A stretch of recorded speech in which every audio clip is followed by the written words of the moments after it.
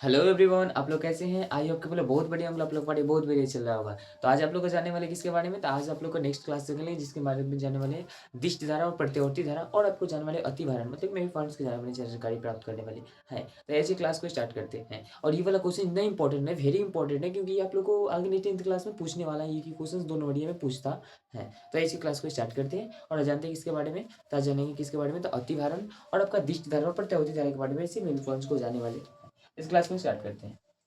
पहले जानेंगे किसके बारे में? तभी जानते हैं, पहले को दिष्ट धारा के बारे में पहले प्राप्त करते हैं। दिष्ट धारा समझिए कि पहले दिष्ट धारा क्या है। एक दिष्ट धारा होती है, एक होता है पट्टी होता है। आप लोग नाम सुने होंगे लोग।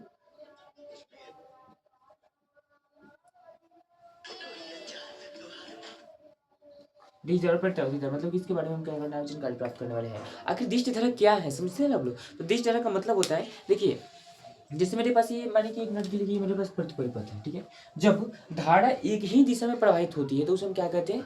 दिष्ट धारा कहते हैं। बोलता है कि जब वह धारा मतलब कि वह विद्युत धारा जो कि एक ही दिशा में प्रवाहित होती है तो उसे हम क्या कहते हैं? दिष्ट धारा कहते हैं। और जब धारा की दिशा समय के अनुसार विपरीत दिशा में बदलती रहती है तो उसे हम क्या कहते हैं? प्रत्यावर्ती धारा कहते हैं। तो दिष्ट धारा किसे कहते हैं? तो जब धारा एक ही दिशा में प्रवाहित होती है तो हम क्या कहते हैं? दिष्ट धारा कहते हैं। और जब धारा की दिशा समय के अनुसार बदलती रहती है तो उसे हम क्या कहते हैं? प्रत्यावर्ती धारा कहते हैं। चलिए इसको लिखते हैं।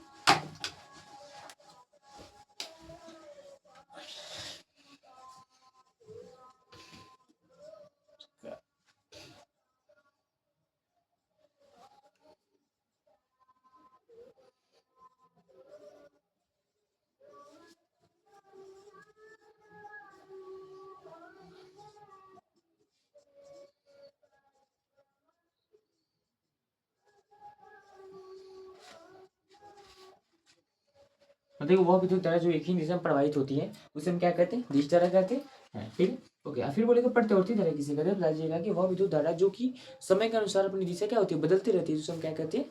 प्रत्यावर्ती धारा कहते हैं।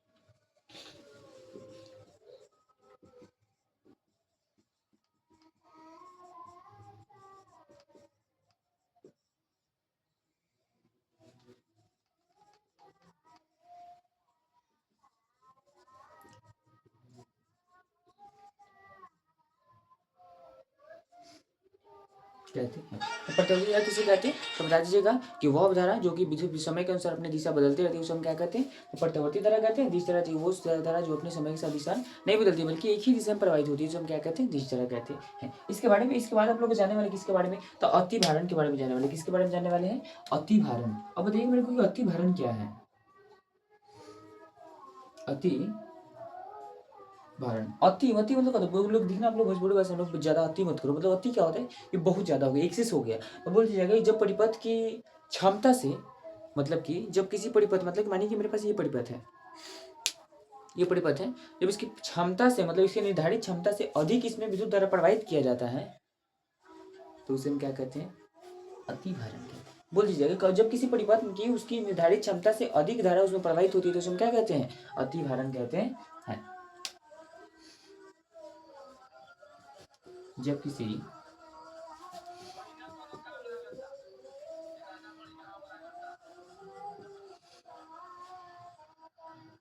जब किसी परिपथ के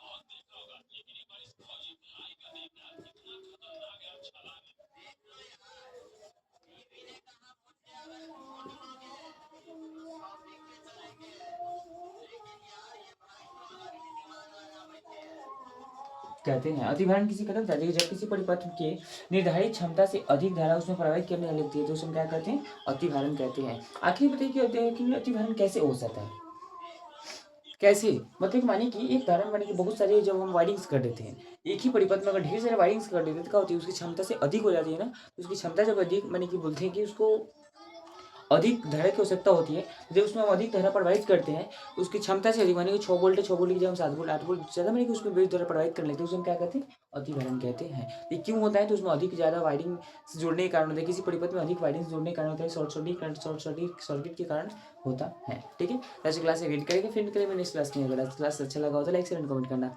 थैंक यू।